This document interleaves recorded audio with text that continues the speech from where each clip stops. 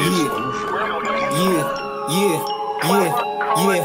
Ganito ating eksena, hindi na bago. Sariling pag-iisip minsan ng kalaban mo. Binubulong sa utak mga kahinaan mo, na kahit san patumakbo di maitatago. Dapat ka nang masanay sa mga ganitong eksena. Hindi na dapat pansinin mga kumukontra. Isulong ang hangarin hanggang sa mapakita. Ganyan talaga ang buhay, di lahat ay susuporta. Sa bawat lakad may paang gustong pumatid. Planado gumalaw talaga namang di sasabit. Sunog to sa'kin kahit na hindi na gumamit. Malinis to mabaho, sigurado na pulido. Bueno, wala nang pero kasado parang sweldo. Kapag lumapat sa tunog suntok ni Casimero. Galing ghetto, literal hindi lang forma. Di ka tatagos malabo kahit makachamba.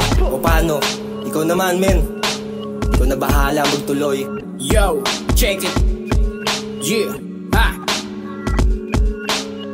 Pagkapasak hinamada, humanda ka. Pagbalandra, nito'y sasagasa sa makatuwid, bawal pahara-hara. Lalo't walang mga panama. Ano pa nga bang dapat isalin kundi rin naman aro itong ilalim. Wala magsisilbi lang yung mga hanging binubugang hinahain. Paano pa ba maisasabay? Iba to, sumalo sa ulo mo ba tong sa amin? Di lang kasi dito puro dikta, meron ding mga hindi basta mapaamin. Aking aabutin yang pandinig mo kung kinakailangan pakitaan ng di pwedeng pangbalbalan. Kaya tibayan dito pang wala lang magkapaan ng nilalaman ng magkaalaman. Di na need pa ng halaman para magpakitang gilas sa Pinas man. Las na yung malinong medyo di na parehas sa lansangan. Kaya dito na ako maninirahan sa tunog na pwedeng pagkakitaan. Kaysa masayang yung nalalaman sa gantong klaseng eksena. Kaya mahiya ka na wala ba mamamaga kada sapak nitong mga bara ng parakulumetra.